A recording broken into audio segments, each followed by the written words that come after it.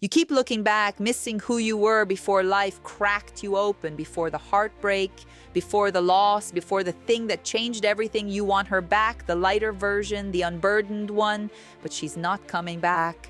And the longer you mourn her, the longer you miss the woman standing in front of you right now. She's worth meeting. Grief for your former self is real. It deserves space.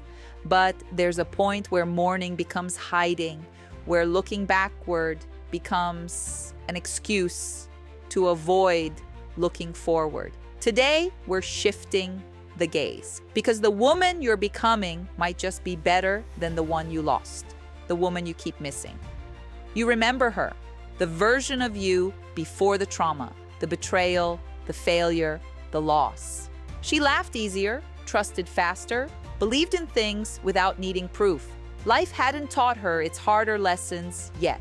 You scroll through old photos and barely recognize her. That lightness, that innocence, that unbothered confidence. You think, I want her back. I want to feel like that again. But here's what you're forgetting. That version of you couldn't survive what you just survived. She didn't have the tools. She didn't have the wisdom. She didn't have the depth. She was beautiful, yes, but she was unformed, untested, incomplete. You're mourning a woman who wouldn't have made it through what you just walked through. Why we cling to old versions. The past feels safer because it's known. Even painful pasts feel more comfortable than uncertain futures. At least you know who you were, who you're becoming. That's terrifying. There's also identity grief.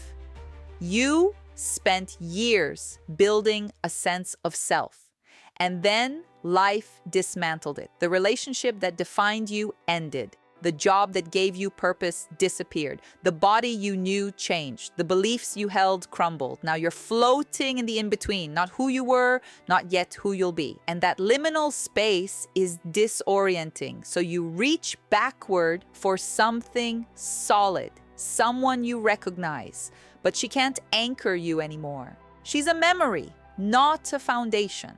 And the longer you cling to her, the longer you delay meeting the woman who actually can.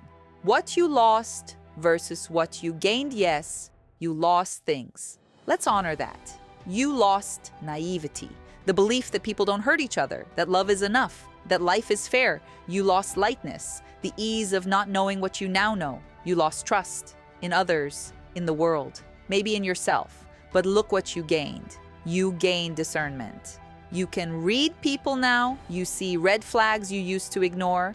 You know who's safe and who's performance. You gain depth. Your joy isn't shallow anymore. It's earned.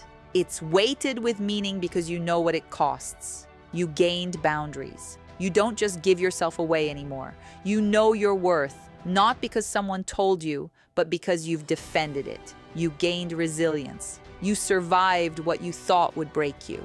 And now you know you can survive anything.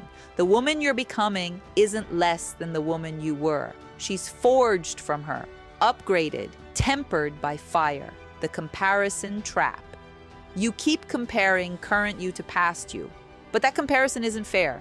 You're measuring your wounded, healing self against your untouched, unaware self. Of course she seems lighter. She hadn't been through the storm yet.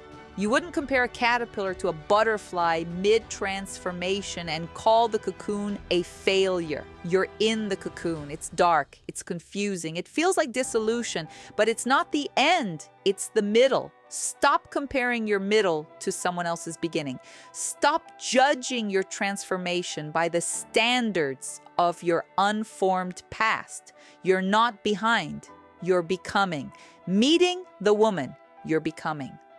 She's already here, not fully formed, but present. You catch glimpses of her when you say no without apologizing, when you walk away from what doesn't serve you, when you choose yourself even though it's hard, when you feel pain and don't collapse into it.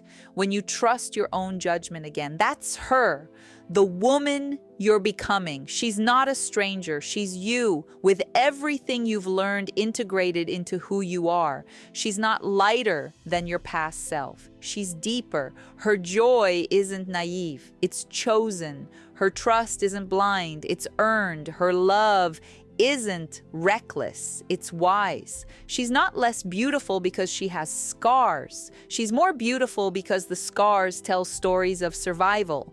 The invitation: forward. You've spent enough time looking backward.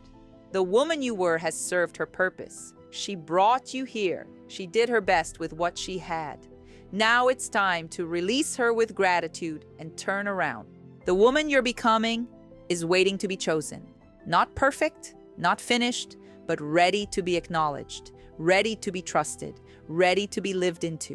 She needs you to stop comparing her to a ghost. Stop holding her to standards that no longer apply. Stop wishing she was someone she was never meant to be. She needs you to choose her fully, even though she's still under construction. How to move forward. Step 1. Thank her, the old you. Write her a letter if you need to. Acknowledge everything she carried. Then say goodbye. Not with anger, with grace. Step 2. Stop the comparison. Every time you catch yourself mourning the past, redirect. Ask, what has the current me gained that the old me didn't have? Step 3. Collect evidence.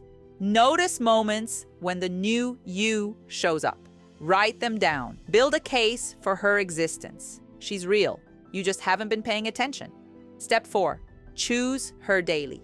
Every morning, decide, I am becoming someone new, and I choose her, even when you don't fully see her yet, especially then. Step 5. Trust the process. You can't rush transformation, but you can stop resisting it. Let go of who you were. Lean into who you're becoming. The woman you used to be was beautiful, but she wasn't your final form. She was a chapter, not the whole story. And that chapter has ended, so a new one could begin. Stop reading old pages. Stop mourning a version of yourself who fulfilled her purpose by bringing you here. She did her job. Now let her rest. The woman you're becoming is standing in front of you. Scarred? Yes. Changed? Absolutely. But stronger, wiser, and more real than you've ever been. She's not less than who you were. She's the upgrade, and she's worth meeting. If this helped you look forward instead of backward, subscribe for more content that supports your becoming. Comment, what's one thing the new you does that the old you couldn't? Let her go and step into who you're meant to be.